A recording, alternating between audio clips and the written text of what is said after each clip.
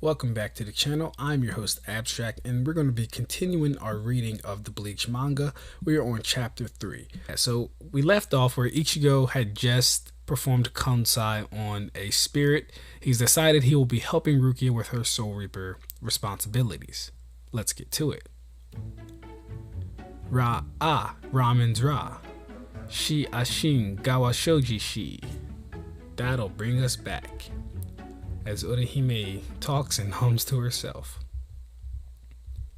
But out of nowhere, it looks like a car is about to hit this little clueless ditzy girl. She sees it, and we don't know what happens next. No heartwarming stories. I know about it, my sister. It's all hidden in that box, isn't it? The jade box that mother gave you. Give me that box, my sister Mariana. Go on. No, don't open that box. Friend Kus. No. And Ichigo says, "What the heck are you doing?" Eek! Says Rukia. Oh, you scared me. I'm studying the contemporary vernacular of this world. You were not using that to study. You were reading a stupid horror comic while I was training my Soul Reaper butt off. Where'd you find it anyway? So it looks like Ichigo is actually training to become a Soul Reaper. So yeah, we don't actually get that in the anime. We never actually see this scene right here. Huh? You finished your training? I hit these stupid pepper balls 100 times, right? I'm done. What's this supposed to accomplish anyway? And where'd you get the weird pitching machine? Fool, only the wrong balls had pepper in them. So Ichigo was training incorrectly, basically. Wrong balls? That's right, says Rukia. You didn't hit every single one, did you? Yes. Great. You idiot, I told you to hit only the balls with heads. What's the point of the exercise? How could I know? And it's impossible to tell the head from the hands the way you draw. Rukia's heads do in fact look like hands, so can't even be mad at Ichigo. And then we're cutting back to Orihime. Do a drunk dragons do. Electric comics read. So yeah, she is just in her own world at this point. Me electric comics me. F.A. and alfalfas. What the heck is she saying? Orihime is such a weirdo, yo. Huh? As she notices Ichigo. Ichigo! Rukia says, listen, the head is a hollow's weak spot. One good whack will split it open like a melon. This training will help you crack heads with precision, whatever the situation. Ichigo says, why do I gotta do that? I've been beating them just fine. Fool, when did you ever defeat a hollow with one blow? Approaching a hollow from behind and killing it with one blow is the essence of hollow hunting. It's a miracle that you survived fighting them as you have. So this is a reference to when we find out about the stealth force and, well, really just the creed of Soul Reapers in general, how they're supposed to attack, enemies from the back and whatnot. So I like that. Hitting them from behind is unfair. I can't do that. Ichigo with his morals. Rukia says, fool. Save the code of Bushido for human foes. Hollows are your prey. Fairness doesn't apply here. That kind of thinking will get you killed, she tells him. Ichigo says, so he's already a very conflicted person. He's about fairness, a fair fight. Even if it's just a mindless monster that used to be a human, he wants to give it a chance. You know what I mean? Hi, Ichigo! Eek! So she sneaks up on both of them, which is funny because like Rukia is facing that way, so it's like, how did she see her too? Orihime, what are you doing here? Shopping for dinner. I bought leeks, butter, bananas, and bean jam jelly. What's she planning to make? Ichigo says. What are you doing here, Ichigo? Huh? Me? I'm Ichigo thinks to himself, what should I say? The truth is too embarrassing. And Orihime's just like, what's going on? Then she says, Rukia. Rukia says, huh? Do I know you? Ichigo says, idiot. She's Orihime Inoue. She's in our class. In our class? Well, hello, Miss Inoue. How do you do, my dear? Ichigo says, geez, how's she gonna act in front of the guys? Then Orihime says, huh? I'm okay, thank you. She's playing along with it.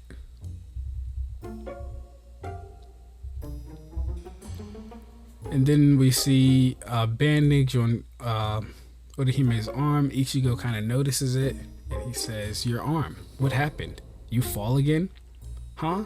Oh, this? No, I was run over. Just so nonchalant about it. Run over by a car? Yeah, I went out to buy a drink last night, and bam, I've been getting run over a lot lately.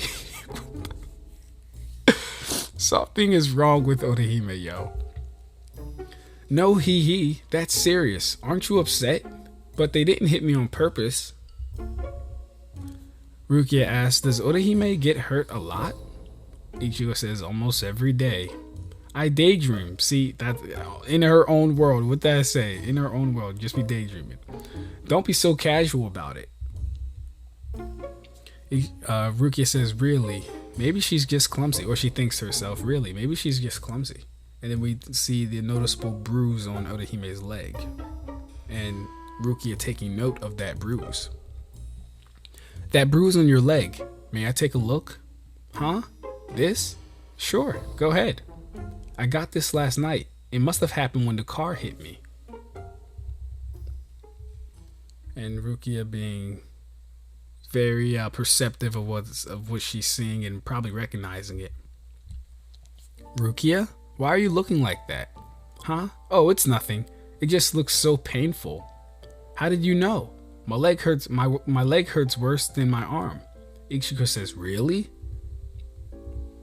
Maybe it's paralyzed or something. You should go to the doctor. Huh? Why are you blushing? Oh no, I'm late. In a hurry? Yes, Shoten's gonna start. You gonna be okay? Want me to walk you home? Huh? No, I'm fine. Okay, see you tomorrow then. Okay, see you tomorrow. Shoot, I really wanted to say yes. I'm so stupid. He could have been more persistent though. Phew, just watching her makes me tired. I hope she's alright, Ichigo says. Rukia says, that girl. Huh? Are you too close? Not really. Well, kinda, I guess. She's best friends with this guy I've known since 8th grade. Any siblings? Rukia asks. Just one. She had a brother, a lot older. Had? Yeah, he died 3 years ago. I remember because I opened the door. I was just about to leave for school. The doorbell rang before we were open. A girl came in carrying her brother on her back. They said it was a car accident. He was covered with blood. We didn't have the equipment to save him. He died while we were arranging his transfer to a big hospital. So, well, I found out recently that that little girl with the brown hair was her. What's with all the questions? Are you worried about her? No, I'm not worried, says Rukia. What's wrong? Come on, we're going home too. Psh, thinks she's so special. Hey, where do you go home to? You have a home down here? Says, or thinks Ichigo. He says it and he thinks it. Let me just read it again. Hey, where do you go home to? Ichigo thinks to himself, you have a home down here? Rukia says, does my private life interest you? As if, not in the least. Then don't ask, says Rukia. Grrr, condescending little. Later, says Rukia. Ichigo, you know where my dress is? Hey, knock before entering. Hey, you were downstairs.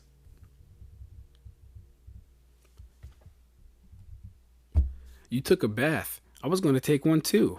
Crazy kid. You're in 5th grade, right? You can take a bath by yourself. Ichigo, you've gotten mean since you started high school. No, I haven't. And I don't know where your dress is. What? My pajamas are missing too. I don't know about that either. You think I'm stealing your clothes? Then we cut to Rukia in some secluded, secure place. Beep, beep, as her soul phone goes off. An order? Where? And she is visibly surprised at where the order's coming from. Ichigo also hears the beep, beep, beep, beep, beep. What? This late? Is Yuzu Akane playing a game or something? Jeez. It stopped. Ichigo! And Rukia busts out of this man's closet. Hilarious. Ichigo! Wah! How long have you been in there? Those are Yuzu's pajamas. Never mind that. It's an order. An order? A hollow's coming. Where? Time and place. Michael Jackson glove. Here. And she smacks once again the living soul out of Ichigo. His body falls and a hollow hand comes through the bed. In the anime, the hollow hand actually comes from the TV. And now... what? Oh, that's interesting. So it does come from the wall or the TV, but the first hand came from the bed. That's really interesting. Okay, that's a little different. And that thing is massive. And see, like when the hollows do this stuff, it's still ambiguous as if like if they are intangible or are they just making portals through matter, kind of like one of those bounce. You know what I mean? Aim for the head. I know. Ichigo slashes at the hollow. Doesn't look like he's able to take it down in one hit. Rukia says too shallow. Yeah, so it's a cut, but it's not a deep enough cut. Then the hollow screams, grrr, whatever the hollow noise is. Yeah, I like the sound effect. And then it looks like the hollow is traveling back to where it came from through whatever means it uses to do that type of traveling. It got away. Let's go. Wait, Ichigo says. What's going on? That was Orihime's brother. And Rukia looks as if she knows what's going on, and now she kind of has to tell him. Didn't I say that killing them with one blow to the head from behind was the objective? To minimize the chance of injury, but there's another reason for it. One blow to kill them. So you never learned the Hollow's human identity. So that's an interesting, like, why would a Soul Reaper care about a human's identity as a Hollow? Like, what would be the point? Like, it's not important to them. Why would they care who the human is behind the Hollow? It's very weird. All Hollows were living people once. And then we cut to Tatsuki and Orihime having a midnight snack or dinner, whatever. And we see a bear that almost looks like Cone, except Cone's a lion. But yeah, the bear gets scratched up. And that is the end of chapter 3. Join us for chapter 4. Okay.